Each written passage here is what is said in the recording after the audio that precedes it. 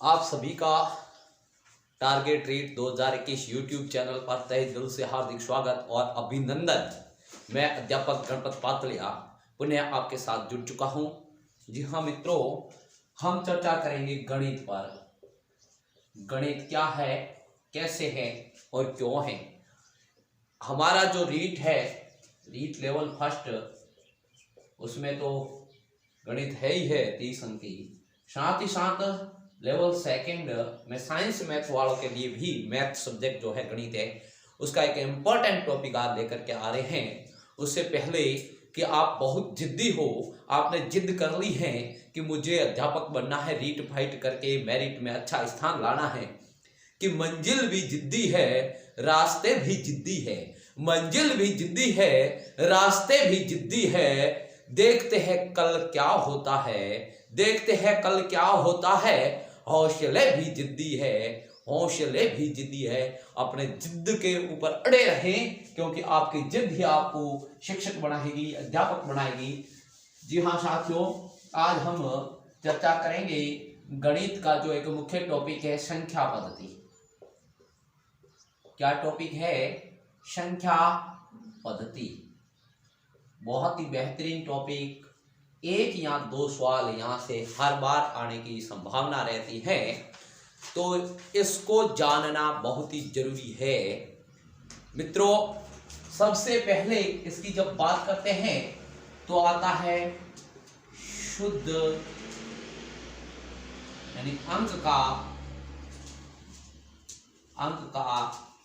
दोबारा लिख लेते, कोई दिक्कत नहीं, कि अंक का शुद्ध मान क्या है? अंक का शुद्ध मान। कई बार होता है कि अंक का शुद्ध मान क्या होता है, या किसी संख्या में, जैसे मैं एक संख्या लिख रहा हूं 25,092 लिखे हुए हैं, इसमें अंक का शुद्ध मान आपको पूछे कि 5 का शुद्ध मान क्या है, तो वो 5 है। पूछे 9 का शुद्ध मान क्या है, तो वो 9 है। 0 का शुद्ध मान क्या है, तो वो 0 है। 2 का शुद्ध मान क्या है, तो वो 2 है।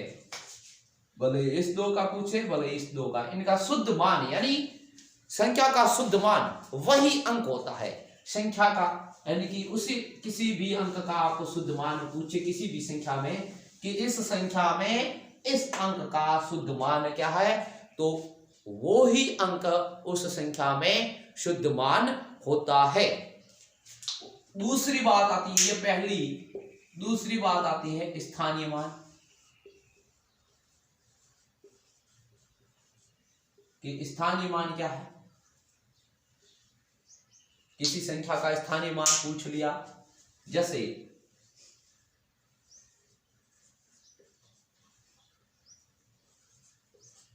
यह संख्या यदि पूछा 2 का स्थानीय मान, या फिर 4 का, या फिर 3 का, ठीक है, इनका हमें स्थानीय मान पूछा, तो 2 का यानी कि जिसका पूछा वो अंक लिख दीजिए। पूछा किसका हमें, तो 2 का स्थानीय मान पूछा। अब 2 के बाद में कितनी संख्या बची है, ये कितने अंक है गिनिए। 1 2 3 4 अंक गिनने की 4 है, तो 1 2 3 और 4 शून्य लगा दीजिए, और ये इस संख्या का यानी कि 2 है, 2 का स्थानीय मान आ गया। अब आगे आपको पूछा कि 4 का स्थानीय मान क्या है, तो 4 लिख दीजिए। 4 के बाद में कितने अंक है गिनिए, 1 और 2, तो 2 शून्य लगा दीजिए, ये 4 का स्थानीय मान हो गया। आपको पूछा 3 का स्थानीय मान क्या है, तो जिसका पूछा वो लिख दीजिए। उसके बाद में कितने अंक है, तो 3 के बाद में 1 ही अंक है, तो यहां पर कितना 0 लगेगा ये। या आपको पूछा कि 5 का स्थानीय मान क्या है, 5 का। अब 5 का पूछा, 5 लिख दीजिए, उसके बाद में कितने अंक है, 1 2 3, तो यहां पर 1 2 और 3 0 लगा दीजिए। या फिर पूछा 0 का स्थानीय मान, 0 का स्थानीय मान, तो 0 का स्थानीय मान सदैव 0 रहता है। ये नोट कर दीजिए, मोस्ट चीज है, यहां नोट कर लीजिए कि 0 का स्थानीय मान सदैव शून्य ही होता है, यानी जीरो है उसका स्थानीय मान सदैव क्या रहता है, जीरो ही रहता है। अब देखो स्थानीय मान ये इस तरीके से हमें समझना है कि जो अंक जहां दे रखा है, जिसका पूछा अपन को कि 2 का पूछा 2 लिख दीजिए और उसके पीछे कितने अंक है, तो 1 2 3 4, तो 4 जीरो लगा दीजिए। इस तरीके से हमारा स्थानीय मान भी यहीं पर समाप्त होता है। स्थानीय मान के बाद में जो टॉपिक है वो है संख्या। इसके बाद में हम पढ़ेंगे किसको, संख्या को। इस संख्या क्या है,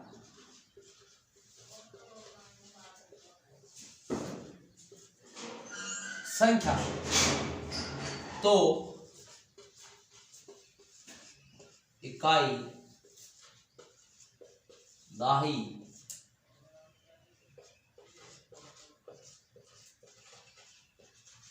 सैकड़ा या हजार, 10,000, लाख, 10 लाख, करोड़, 10 करोड़, जो भी को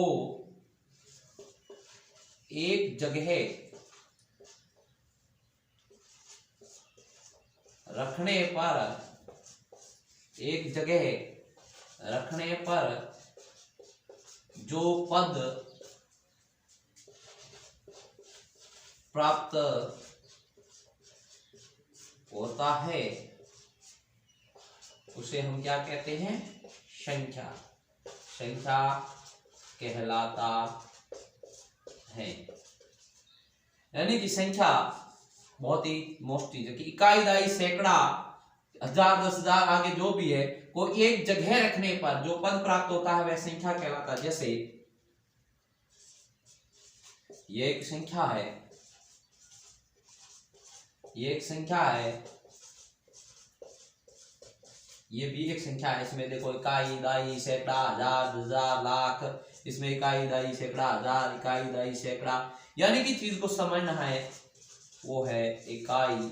उसके बाद में इधर बढ़ते हैं तो आती है दाही, फिर इधर बढ़ते हैं तो आता है सैकड़ा, फिर हजार, फिर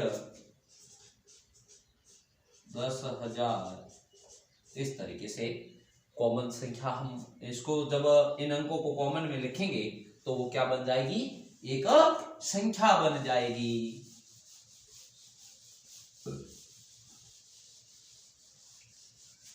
मित्रों, संख्या एक बड़ा टॉपिक है, इसको बहुत ही बारीकी से समझना होगा। इसके बाद में हमारा जो रहेगा वो है प्राकृत संख्या, यानी संख्या टॉपिक है तो इसमें अगला जो टॉपिक रहेगा वो रहेगा प्राकृत संख्याएं। क्या रहेगा, प्राकृत संख्याएं। प्राकृत संख्याएं किसे कहते हैं,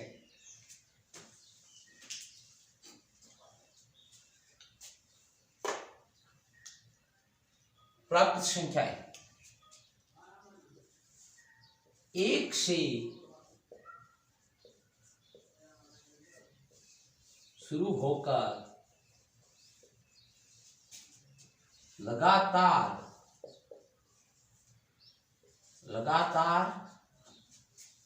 अनंत अनंत चलने वाली संख्याएं। इस चीज को नोट करते रहना। एक से शुरू होकर के लगातार चलने वाली, जैसे शुरू हमेशा एक से होगी, 1 2 3 4 5 6 7 8 9 10 11 12 13 14 15 16 17, ये कंटिन्यूस चलती रहेगी। ये है प्राकृत संख्याएं। और एक है पूर्ण संख्याएं।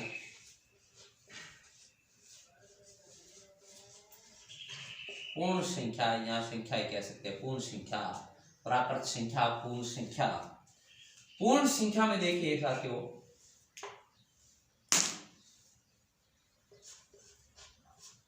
पूर्ण संख्या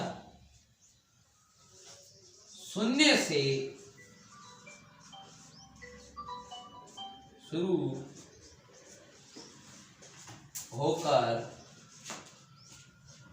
अनंत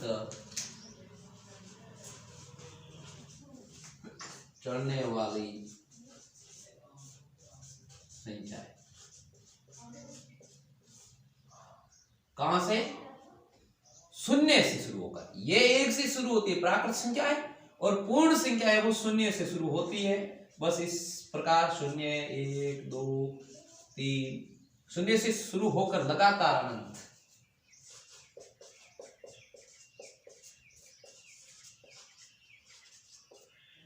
शून्य 1 2 3 4 5 6 7 8 9 10 11 12 13 ऐसे लगातार चलने वाली संख्याएं हैं जो पूर्ण संख्याएं कहलाती हैं। उसके बाद में जो संख्याएं आएगी वो है भाज्य और अभाज्य। बहुत ही मोस्ट संख्याएं हैं भाज्य और अभाज्य। तो भाज्य संख्या या संख्याएं कह सकते हैं। भाज्य संख्या किसे कहते हैं? जिन संख्याओं में एक व स्वयं को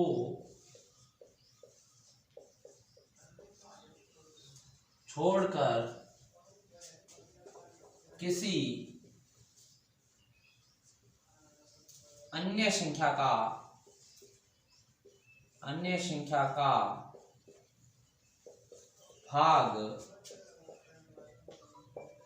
जाता है तो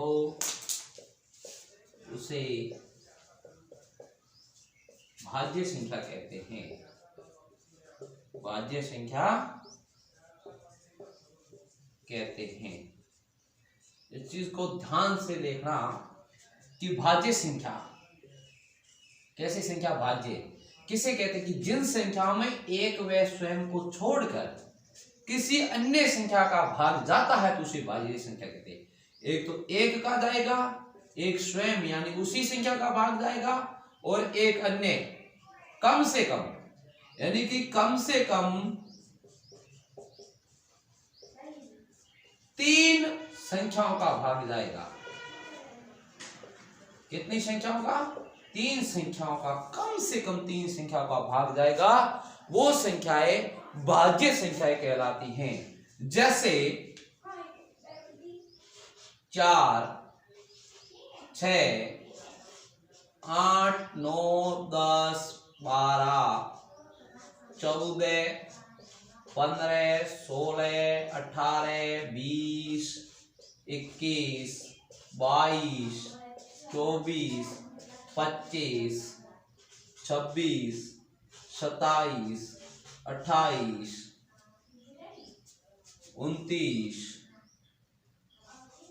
30 32 33 34 35 36 38 39 और 40 यानी बहुत सारी है, लेकिन मैं इनको उदाहरण के द्वारा समझाऊंगा। जैसे अपनी 4 है, कहा कि 4 एक भाज्य संख्या है। कैसे? कि 4 में 1 का भाग जाता है, स्वयं उसी संख्या का भाग जाता है। नहीं, 1 का और 4 का, 2 का तो चला गया, लेकिन तीसरी संख्या 2 क्या है? 2 का भाग जाता है। अब 3 संख्या का हमने क्या कहा? कम से कम 3 संख्या का भाग जाना चाहिए। फिर है 6, इसमें देखो 1 का भाग जाता है कितनी बार? 6 बार। 2 का भाग जाता है कितनी बार? 3 बार। फिर है 8, 8 में 1 का भाग जाता है 8 बार और 2 का भाग जाता है 4 बार। फिर 9, 9 में 1 का भाग 9 बार और 3 का भाग 3 बार। उसके बाद में हम लेते हैं जैसे 10, तो 10 में 1 का भाग 10 बार, 2 का भाग 5 बार। फिर है 12, तो 12 में देखिए 1 का भाग 12 बार, 2 का भाग 6 बार और 3 का भाग 4 बार। अब देखो बहुत सारी संख्याओं का भाग गया है 12 में, 1 2 3 4 5 6 संख्याओं का भाग जाता है। हमने क्या कहा, कम से कम 3 संख्याओं का भाग जाना जरूरी है। अधिकतम कितनी भी हो सकती है, लेकिन कम से कम 3 संख्याओं का भाग जाना जरूरी है। अब इसमें यानी कि ये तो हो गई भाज्य संख्याएं। दूसरी बात आती है अभाज्य संख्याएं।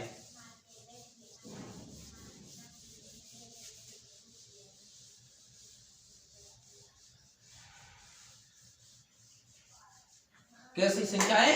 अभाज्य। अभाज्य संख्या कैसे किसे कहते हैं? जिन संख्याओं में एक व स्वयं को छोड़कर किसी अन्य संख्या का भाग नहीं जाता है, या पूरी बार विभाजित नहीं होती है, पूरी बार विभाजित नहीं होती है।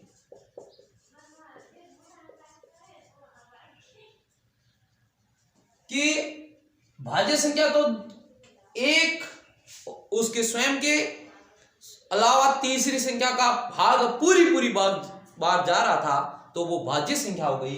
लेकिन अभाज्य संख्या ऐसी संख्या जिनमें एक और स्वयं को छोड़कर किसी अन्य का पूरी बार भाग नहीं जाता हो, उसे हम अभाज्य संख्या कहते हैं। जैसे 2 3 5 7 11 13 17 19 23 29 31 37 41 43। यह संख्याएं कैसी है? अभाज्य संख्याएं। अब जैसे 2 को हम देखें, अब 2 में किसका भाग जाता है? 1 का जाएगा 2 बार। 3 में किसका जाएगा? 3 का, या फिर 1 का जाएगा 3 बार। ये हो गया ना, मतलब किसी अन्य संख्या का भाग जा ही नहीं रहा। 5 में 1 का और 5 का जाता है, 7 में 1 का और 7 का, 11 में 1 का और 11 का, 13 में 1 का और 13 का, 17 में 1 का और 17 का, 19 में 1 का और 19 का, 23 में 1 का और 23 का। इसके अलावा किसी और संख्या का भाग नहीं जाता है। यानी जिन संख्या में केवल 2 संख्याओं का ही भाग जाता है, एक तो 1 का और एक उसी स्वयं संख्या का भाग जाता है, वो संख्या सदैव क्या कहलाती है? अभाज्य संख्या कहलाती है।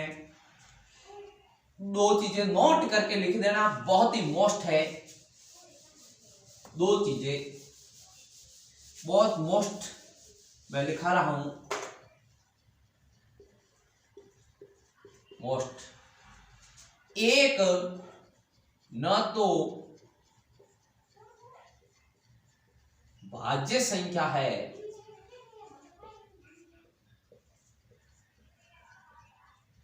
और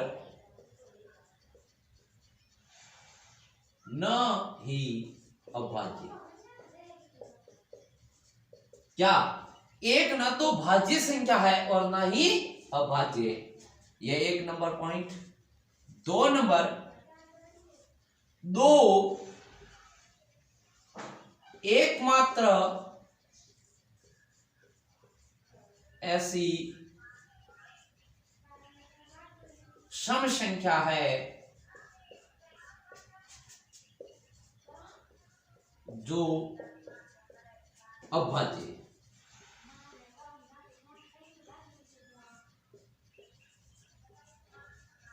दो चीज ये देखो कि एक संख्या है ना, वो न तो भाज्य है और न ही अभाज्य।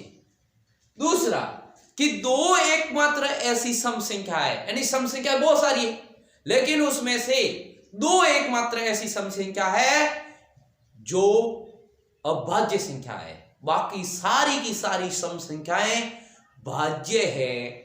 आगे हम पढ़ेंगे सम संख्या और विषम संख्या। सम संख्या और विषम संख्या। पहले पढ़ते हैं सम। सम संख्या किसे कहते हैं? ऐसी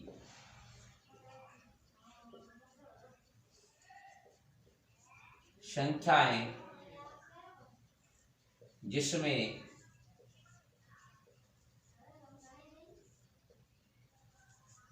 दो का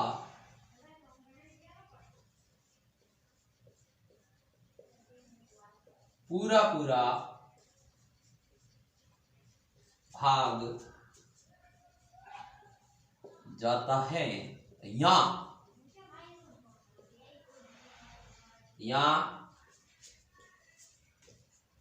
जिस संख्या में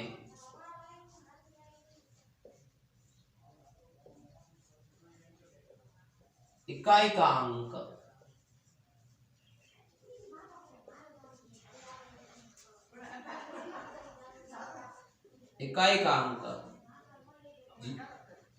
जीरो,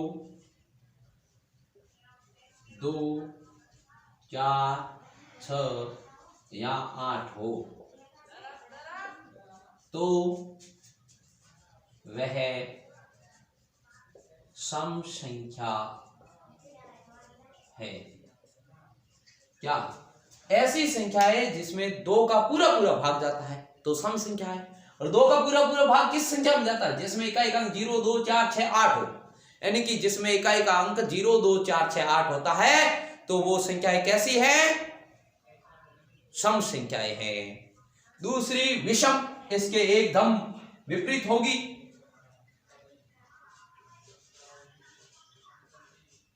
विषम संख्या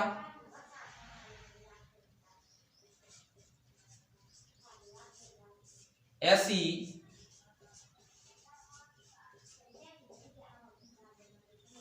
संख्याएं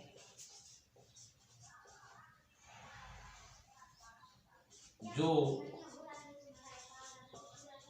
दो से पूरी पूरी बार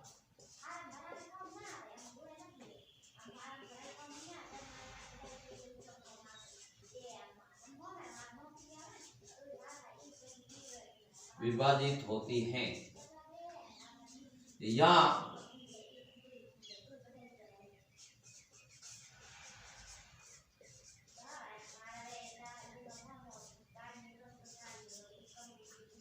जिस संख्या में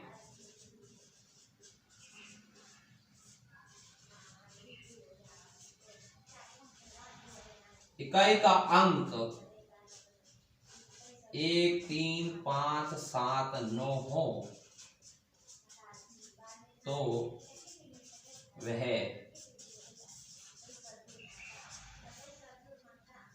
विषम संख्या है। दोनों को समझ लेना कि ऐसी संख्या है जिसमें दो का पूरा पूरा भाग जाता है, या जिस संख्या में इकाई का अंक 0, 2, 4, 6, 8 हो तो वो सम संख्या है। और ऐसी संख्या है जिसमें दो का भाग, या दो का भाग पूरी पूरी बार नहीं जाता, या दो से पूरी पूरी बार विभाजित नहीं होती है। दो से पूरी पूरी बार विभाजित नहीं होती है, या जिस संख्या में इकाई का अंक 0, 1, 3, 5, 7, 9 हो तो वो संख्या कैसी है? विषम संख्या है। जैसे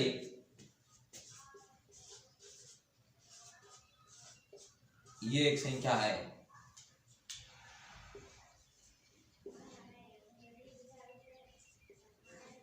एक ये संख्या है, ये सम संख्या है और ये विषम संख्या है, क्योंकि इकाई का अंक क्या है? 1 है और इसमें देखिए 2 है। तो इस तरीके से हमें जो सम और विषम संख्याओं का विशेष तौर से ध्यान रखना है कि सम संख्याएं कौन सी है और विषम संख्याएं कौन सी है। इसी के साथ संख्या जो टॉपिक है वो आगे चलता रहेगा, लेकिन जो मोस्टली संख्या थी उनको हमने समझ लिया। अब अभाज्य संख्याओं का योग, लगातार 1 से 50 तक की संख्या का योग, n+1/2, यानी जो भी सूत्र है एकदम बहुत ही शॉर्टकट तरीके से हम बड़े बड़े प्रश्नों को का सॉल्यूशन करने में या बड़े बड़े प्रश्नों को हल करने में है जो यहाँ पर अभ्यास करेंगे, वो अगला वीडियो मैं जल्दी लेकर आपके सामने आ रहा हूँ। तब तक आप जुड़े रहे हमारे साथ। मेरे इस वीडियो को लाइक कीजिए, चैनल को सब्सक्राइब कीजिए और ज़्यादा से ज़्यादा शेयर कीजिए। जय भारत।